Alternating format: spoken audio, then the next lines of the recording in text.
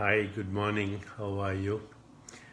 I am back here with you, all of you. Thank you very much. And continuing to answer questions from readers of You Are the Universe, Discovering Your Cosmic Self and Why It Matters. You can, though, ask me any question, not necessarily have to use the book for your questions. And you can send the questions to info, I-N-F-O, I-N-F-O at jayo.com, J-I-Y-O. Once again, please send your questions to info, I-N-F-O at jayo.com. So today's question is from Emily Volmer. And she says, Dear Deepak, greetings from South Africa. I have a very odd question. My father-in-law died 2 years ago at the age of 93. I was caring for him in his last days.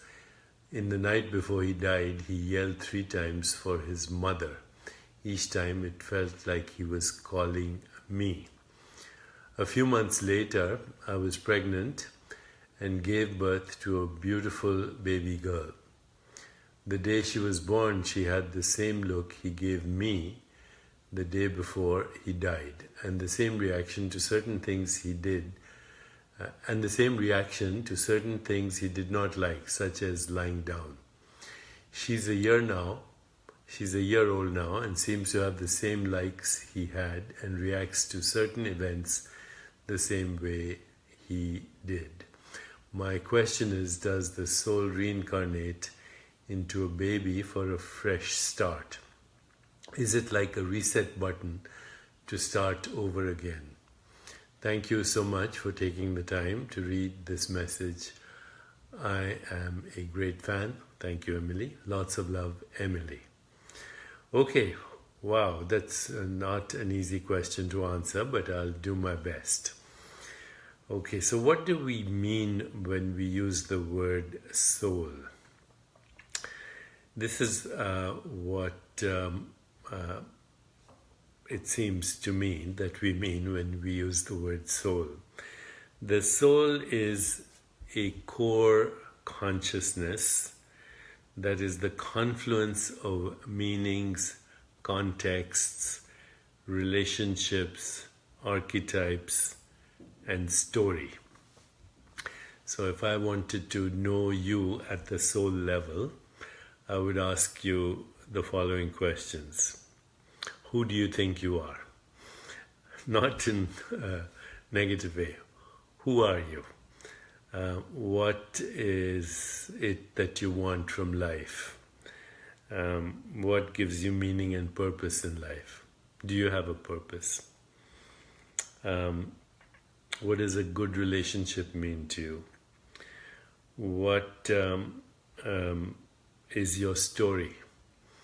What are your unique strengths and talents, your eccentricities, your habits? Do you have any heroes or heroines in history, mythology, religion? What does a good friendship mean to you? What kind of relationships do you seek? What kind of world do you want to live in? What kind of contribution do you want to make to your family, to your relationships, to your community, perhaps to your world? What is your backstory? What is your present story? What is the story you want to create for the future? You see, what I'm getting at is meaning, context, relationship, archetypal patterns, and story. This is core being. The core being,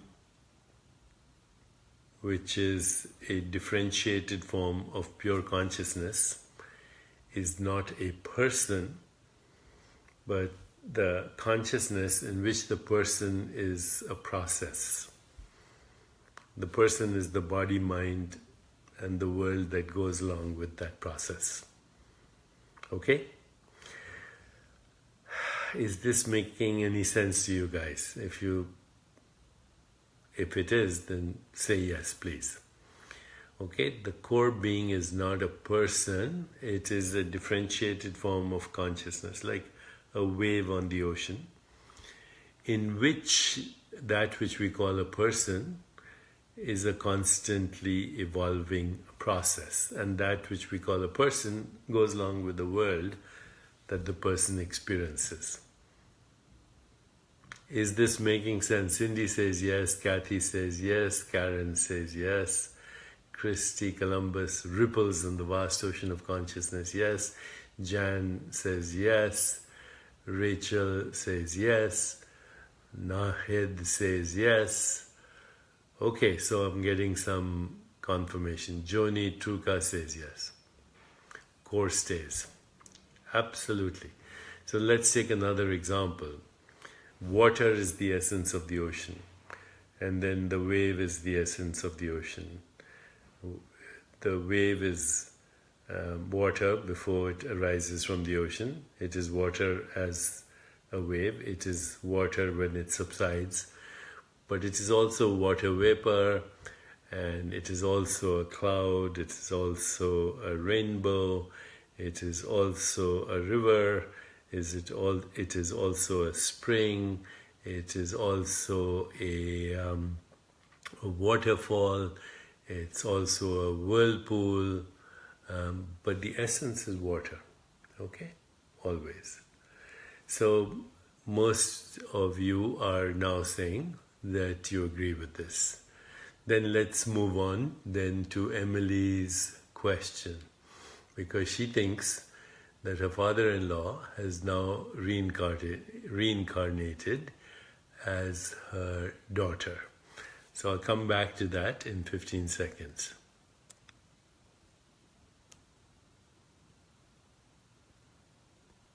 Okay, so during the break, I saw all of you, most of you, confirming that so far everything I've said is clear to you. But now Emily's question.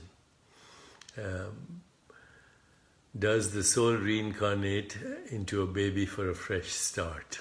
Is it like a reset button to start over again? So if what I said makes sense to you, then the answer is yes. Okay, core being is on an evolutionary journey through cosmic time, ultimately from the vast ocean of consciousness into all these terrains. I'm using metaphor. All these terrains, waves, clouds, rainbows, rivers, rivulets, spring, waterfall, glacier, core being evolves into that which we call species of consciousness. And we call ourselves a human species, but we are a species of consciousness. We are a differentiated aspect of consciousness that is at this moment appearing as this form and phenomena that goes with the world, this form and phenomena experiences. So core being is on a cosmic journey of experience. And it's not an individual. An individual is part of that process that we call a person. So if we agree with this, and I think you do, then we can say that Emily Vollmer's interpretation is very close. What she's seeing is meaning, context, relationship, story, archetypes, patterns of experience recycling as her child. And she can interpret that. Her father-in-law is now the experience that she is seeing as her child. But what she's seeing is not her father-in-law as such, but patterns, remnants of experience, meaning, context, story, archetype. To what purpose? Ultimately, to expand her own experience of reality and ultimately go beyond even the story, even the interpretation, to experience herself as that pure consciousness in which all these meanings, contexts, relationships, archetypes, and stories are constantly arising and subsiding. Now, to someone who's not in our ecosystem of spirituality, which is the ecosystem of me and you right now, they might even call it bullshit. But that's all right. Everybody is in a certain frequency domain of consciousness where what makes sense in one frequency domain of consciousness can appear total woo-woo to somebody in another frequency domain of consciousness. And if your ontological primitive is physical reality or matter, then this may not make any sense to you. But if you're in the habit of understanding the difference between mind and consciousness, then this will make sense to you. Think of consciousness as the light of awareness. And just like regular light breaks up into innumerable colors, right? Regular light breaks up into innumerable colors. The light of awareness breaks up into innumerable nuances of color, innumerable tastes, innumerable fragrances, innumerable sounds, innumerable sensations, innumerable perceptions, innumerable emotions, innumerable thoughts. And with this raw material of consciousness, we paint the palette in our own being of that which we call reality. So you are that light of awareness that is painting and sculpting the reality that we call mind, body, and universe. And this is part of your evolutionary journey in space-time and causality. But even space-time and causality are emerging from the light of awareness. They're experienced in the light of awareness. They are known in the light of awareness.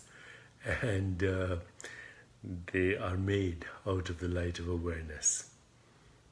You are the light of awareness. In the New Testament, Jesus says, I'm the light of the world. And he also says, you are the light of the world. Right? Now, I'm sure he doesn't mean photons. In fact, in his time, there was no such concept of photons. The light is the light of awareness, the light of consciousness, the light of being, the light of the spirit, that which cannot be seen because it's formless, but it takes innumerable forms and phenomena. And just like with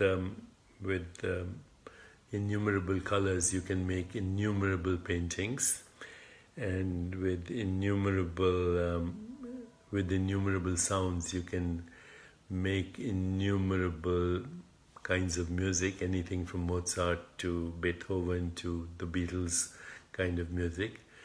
With innumerable tastes and fragrances, you can experience innumerable flowers and foods and vegetables, so too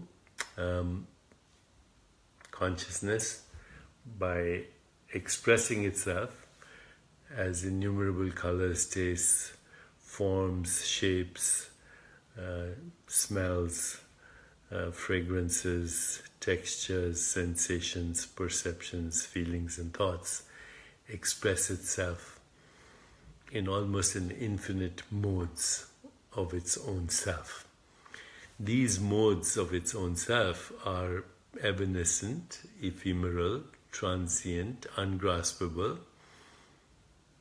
So they're not who you are. Who you are is the awareness that is assuming itself as these forms and phenomena. So, I hope I've answered Emily Woolmer's question. We are all artists. Lisa Beth says, yes, we are cosmic consciousness and we are cosmic artists. You are the light of the world, the light of awareness, the light of spirit. Somebody said, would soul and awareness be the same thing? Yeah, if you want, as long as you understand it's evolving. It's not a fixed entity. Okay, thank you, goodbye, and see you tomorrow.